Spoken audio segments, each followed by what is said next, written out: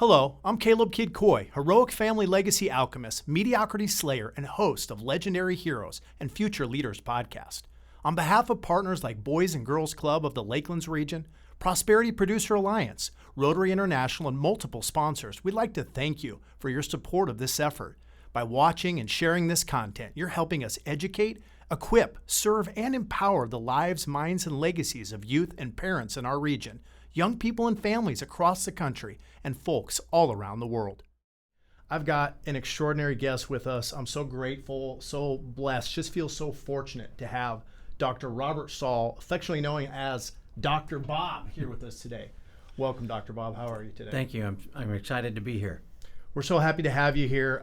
We had some technical difficulties the first attempt to get you in the studio. So again, we appreciate you taking the time to come back and do this over with us again. Dr. Bob is an extraordinary individual. I'm going to read a little bit of his bio here. He was born in Chicago, Illinois. I still got some family up there, by the way, and later moved to Colorado, a graduate of Colorado College and the University of Colorado School of Medicine. He completed pediatric training at Duke University Medical Center and genetic training at the Greenwood Genetics Center. He is currently professor of pediatrics at Prisma Health Children's Hospital upstate and the University of South Carolina School of Medicine in Greenville, South Carolina. He's widely recognized as an expert in pediatrics and genetics and has published over 100 articles. In his over 40 years in medicine, Dr. Saul's advocacy on the behalf of children has led him to write 3 other books: My Children's Children, Raising Young Citizens in the Age of Columbine, All About Children, and Thinking Developmentally, Nurturing Wellness in Childhood to Promote Lifelong Health. So again, welcome, Dr. Saul. And I'm going to read this little note in the back. It says, parenting in today's society is complex. As a parent of 2 little ones, I'm going to agree with that statement. Dr. Saul knows that parenting requires instruction and constant tinkering as we learn what we did right and what we need to improve. Conscious parenting, using the parental awareness threshold, provides a basic framework, a map for such a process. Using real-life vignettes from infancy through adolescence that are drawn from a lifetime of work with children and parents, Dr. Saul seeks to give parents the learned ability to understand their interactions with their children and to change their responses to maximize positive results and minimize negative results. Parents will find numerous examples and suggestions on ways to enhance those opportunities at all ages. Brief and right to the point, conscious parenting using the parental awareness threshold can be referred to again and again, day in and day out. Talk to us a bit about conscious parenting in today's modern, fast-paced society, if you will.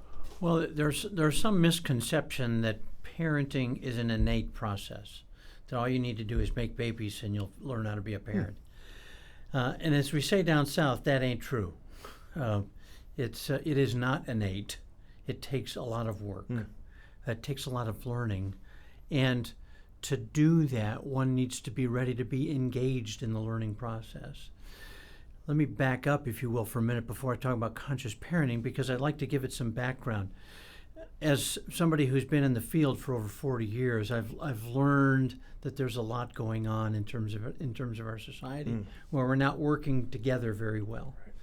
And after Columbine, 13 people were killed. 2 students committed suicide doing that.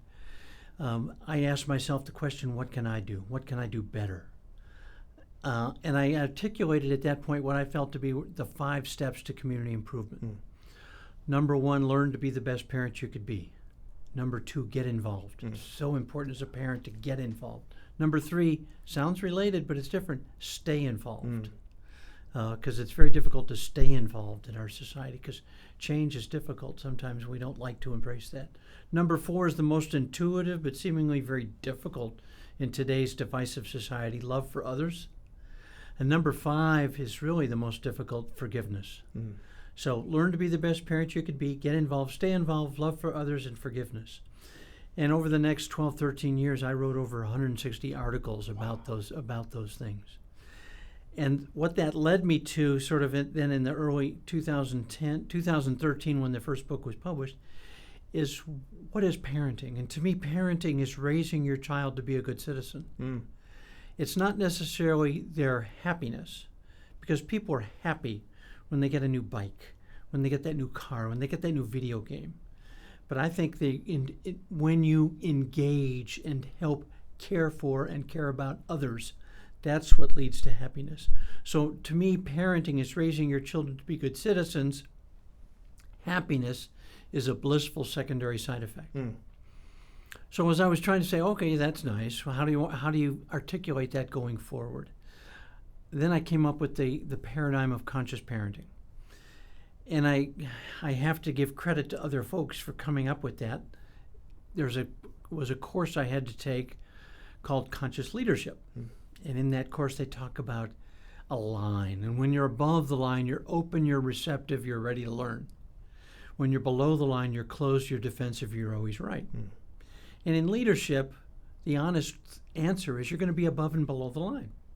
Sometimes you're going to be open, you're going to be receptive. Sometimes you're going to say, no, I'm right, we're doing it this way. The whole point of being a conscious leader is knowing where you are. So if you're below the line, you can try to change your words and deeds to be above the line. Same thing seems intuitive to me about parenting. When you're above the line, when you're a conscious parent, when you understand where you are as a parent and where your child is developmentally, you have to know both of those. Very important. Then you can be open, you can be receptive, you can be ready to learn, you can be ready to engage and listen, not be on your phone, not be talking over your child. But you can easily be below the line. No, because I said so, because I'm the parent, you're wrong, I'm right, and that's it. We're going forward. Right. And sometimes that's necessary. I mean, you can't walk out on the street without me. But sometimes it's too dogmatic, and you need to recognize when you're above and below the line. And when you're below the line, when you do something that you regret, that's where forgiveness comes in. You need to be ready to apologize, to extend your self-forgiveness for what you did wrong, and to ask for forgiveness from others. Incredibly powerful. And from a lifetime of experience, obviously. Now, were you living in Colorado at the time of Columbine? I was not. Okay. I was not. I was actually in South Carolina. You were in South Carolina. Yeah, I've been in then. South Carolina Okay. for 20 years. Because I remember that event vividly, and having lived in Colorado many, many years myself, met a number of individuals who were directly impacted by that, and family members, of course. And then as I got older, right, having children in the public school system, it starts to impact you significantly more, when you go, wait a minute, anything could happen at any point in time. How much of that event was really a catalyst for you in what you're doing now and talking about and teaching others about conscious parenting? I mean, it was a huge catalyst, because as I sat back and said, I read extensively about it and tried to find out as much about it as I could, because I said, as a parent, could one of my sons have done this? And that's a tough question to ask, because as I read about the two boys that did it, one, you could see what was developing after the fact, and the other, the parents did not realize it. Is it because they were just blissfully ignorant? Is it because the child pulled the wool over their eyes, or is it a combination of things? I think it's a combination of things. I mean, I think if you are very much engaged with your children, not micromanaging them, Right. but engaged, you can start to see some of those trouble signs. But again, that might be a little easy for me to say, and maybe I would miss it. I mean, so I hate to say those were horrible parents, and I'm a great parent. How would you look for? How would you recognize when a disconnect is beginning to take place between parents and children? Because obviously for myself, I was a perfectly innocent teenager. I never rebelled, wink, wink. I rebelled hard. And obviously I remember the desperation of my parents, right, trying to pull me back in as I began to experiment with alcohol and drugs. And obviously there is that disconnect. But at the same time, their wanting to pull me back in some ways was pushing me further away. So when parents and children are in that scenario, what kind of advice would you give to help for parents to help re-engage their children once again? it's hard for me to give a global advice other than some basic things. I think you always need to let your child know that your love for them is unconditional. Your love for their acts is not unconditional. And you do not hate them. You might hate their acts. And I, as an aside, I would eliminate the word hate from your vocabulary. I think the word hate, even in that cutesy context that we use, oh, I hate Clemson, or I hate Carolina. Hate is such a bad word and involves such a visceral response that it's too easy to say that, and it's such a scarring word. I mean, if your child does something horrible and you say, I hate you, that's hard. You have inflicted a wound that will not easily be healed. So I think it's important to let them know that you love them, you understand their dilemma, you were that age too, and you understand that their need for independence, but there's also because you're their parent, you're going to be monitoring them closely and in charge. I mean, so yes, if you do act out of line, you might not get the car for a week. Which if you're 16, that's troublesome. I mean, so there's a variety of things. Now, the other thing you have to be careful about as a parent is just those mindless threats that we make. If you do that, I'll blank. And sometimes you will never blank. And so you have to be very careful. You have to be calculated. And the other thing as a parent, never take it personally. That's good right there. So you just sounds like a principle from the Four Agreements book. Yeah, I mean, if you take it personally, if you feel like, oh, they just stabbed me, one, they probably accomplished what they wanted, and two, it keeps you from being engaged where you need to be engaged, and so you have to be very, very careful. Now, it's hard to do. I mean, when somebody you have raised and loved and nurtured at 16 years of age turns and looks at you and says, I hate you, it's hard not to take that personally. And I've been there as a parent. And so I know. But it's so important. It's such an important concept. Incredibly powerful. Incredibly powerful. A lot of wisdom, a lot of intuition there, and I just so appreciate the depth of what you're sharing with us and the impact that it's having on so many people. These books, again, guys, I just want to hold up this book on conscious parenting because I told my wife already I am going to go back and study this in depth. That leads me to another topic, Dr. Bob. Let's talk about progressive change. I get a sense that you're the kind of individual who's seeking to become a better version of yourself each and every day, diligently striving to be a better husband, a better father, just a better version of yourself. What would you, if you could go back in time and talk to your 17, 18-year-old self, right? Those teenage years back when we knew it all, right? And we were so a reception to adults' wisdom and knowledge and the things that they were trying to help us, right, grasp a hold of, but we didn't want to hear. What would you say to your younger self now with everything that you know and have experienced?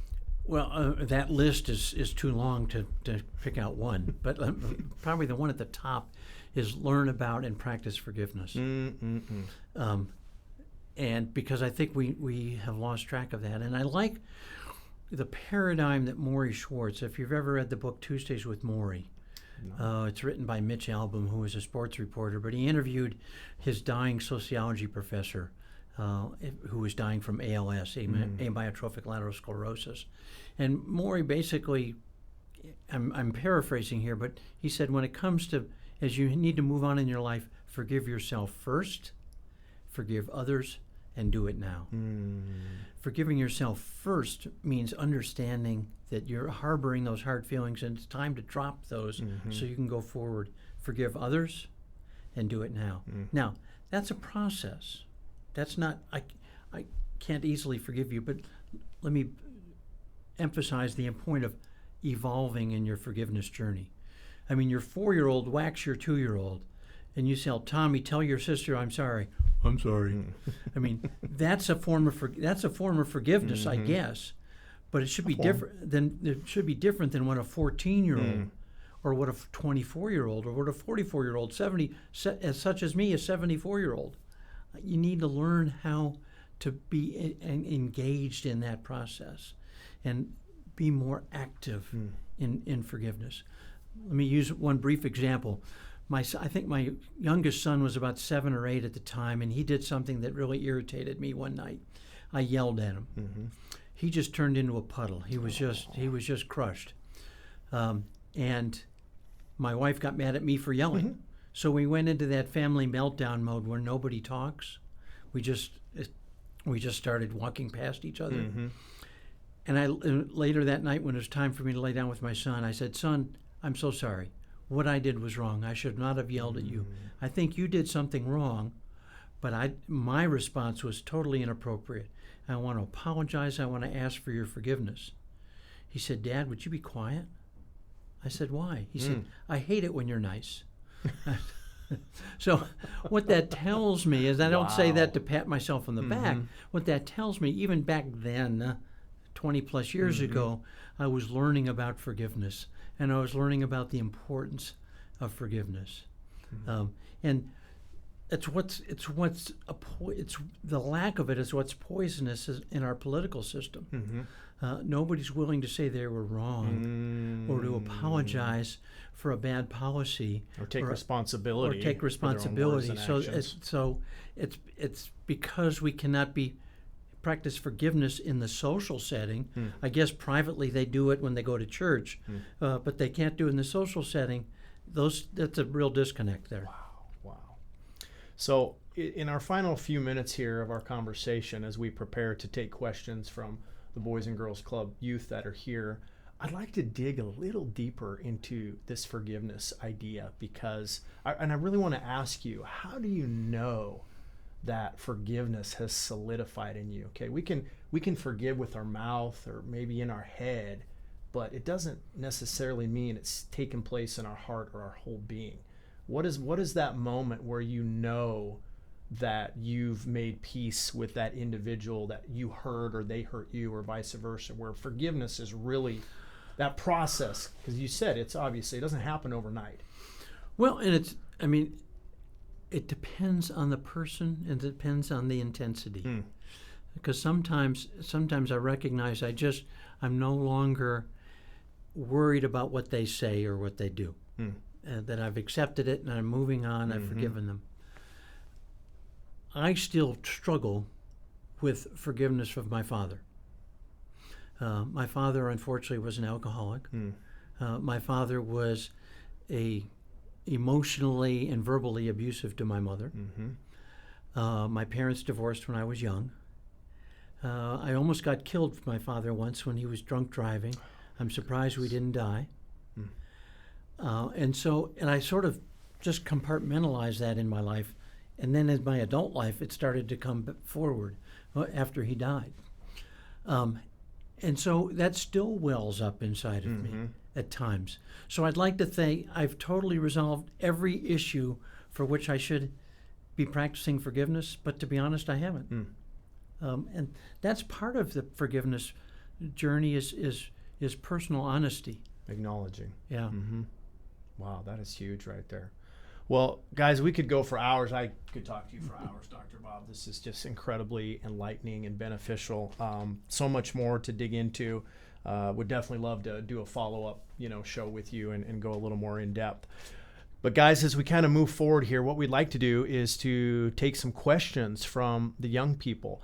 And as we kind of pivot and transition into that, I just have one more question for you, Dr. Bob, and that is, in the scope and the landscape of our modern society, obviously you've been on the planet long enough. You've seen how our world has changed.